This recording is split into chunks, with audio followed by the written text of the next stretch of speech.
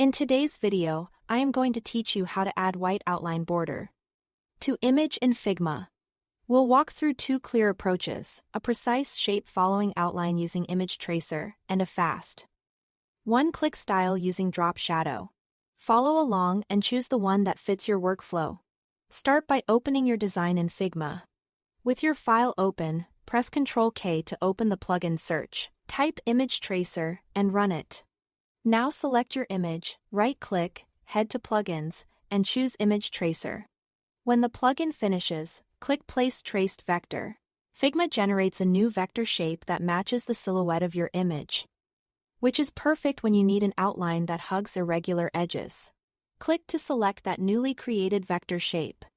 In the right-hand panel, find Stroke and click the plus icon to add one. Change the stroke color to white. Next, set the stroke alignment to outside, so the border sits around the shape rather than eating into it. Increase the stroke weight until the outline looks the way you want. To make sure the artwork remains crisp on top, open the Layers panel and drag the original image above the white vector shape. With the image on top and the vector behind it, you'll see a clean white border, neatly wrapping the image's contours.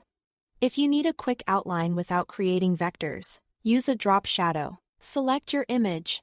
In the right side panel, go to Effects and choose Drop Shadow. Click the settings icon that looks like a sun to open the effect controls. Set X to 0 and Y to 0 so the shadow sits directly behind the image. Set Blur to 0 so it becomes a sharp edge instead of a soft shadow. Change the color to white, then increase the spread to 1 or higher to control the thickness of the border. Because X and Y are 0 and blur is 0, this effect behaves like a white outline that expands evenly around the image, making it great for quick turnarounds. Use Image Tracer when you want a border that follows complex shapes and looks consistent at any size, especially for stickers or cutout photos. Use the Drop Shadow method when you need speed and a simple adjustable white edge right in the Effects panel. Either way, you'll get a crisp border that helps your image pop against any background. Thanks for watching.